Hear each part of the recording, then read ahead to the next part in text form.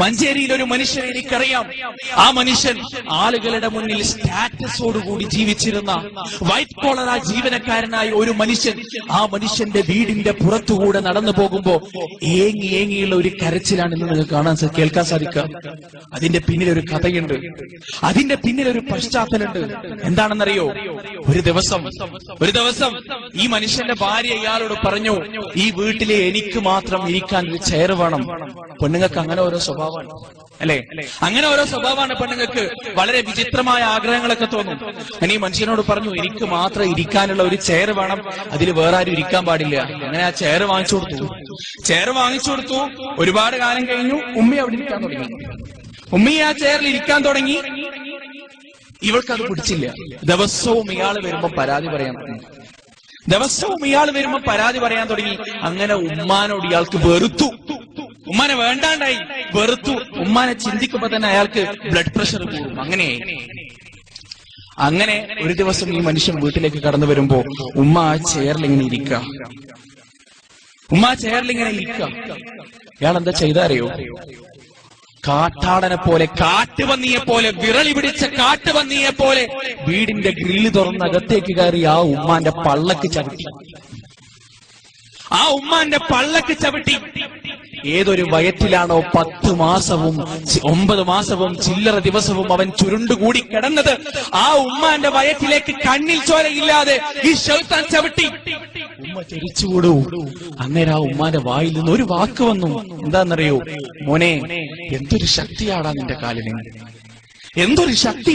കാലിന്.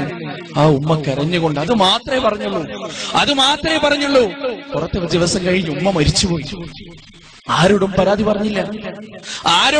പറഞ്ഞില്ല, ശപിച്ചില്ല. പക്ഷേ കുറച്ചു ദിവസം കഴിഞ്ഞ് ആ മനുഷ്യൻ നഖം വെട്ടുന്ന സമയത്ത് കുറച്ചൊന്ന് കയറ്റി വെട്ടി. പഴുത്തു, നീരായി, പഴുപ്പ് കൂടി, കാല് മുട്ടുവരെ മുറിച്ചു, തൊടവരെ മുറിച്ചു. പഴുപ്പ് ഡയഫ്രത്തിലേക്കും അവിടുന്ന് അങ്ങോട്ട് മുറിച്ചു മാറ്റാൻ കഴിയാത്ത സ്ഥലങ്ങളിലേക്ക് പടർന്നു. ഇന്ന് ആ മനുഷ്യൻ ആ പഴുപ്പിന്റെ ക്യാൻസറിന്റെ അതേ തരത്തിലുള്ള വേദനയുമായി തന്റെ ഭാര്യ ഉപേക്ഷിച്ചു പോയി. ഏതൊരു ഭാര്യയ്ക്ക് വേണ്ടിയാണോ തന്റെ ഉമ്മാന്റെ ഗർഭപാത്രത്തിന്റെ സ്ഥലത്തേക്ക് ചവിട്ടിയത്, ആ ഭാര്യ തിരിച്ചുപോയി, ഉമ്മ മരിച്ചും പോയി. ഇവൻ ഇന്ന് ആ വീടിന്റെ അകത്തളങ്ങളിൽ ഒറ്റക്ക് കിടന്നുകൊണ്ട് കരയ. അള്ളാന്റെ ശിക്ഷ. ഈ ദുനിയാവിൽ നിന്ന് പടച്ച തമ്പുരാൻ അവരെ കാണിച്ചു കൊടുത്ത ശിക്ഷ. സഹോദരങ്ങളെ, ഉമ്മാന്റെ വില, കണ്ണിന്റെ വില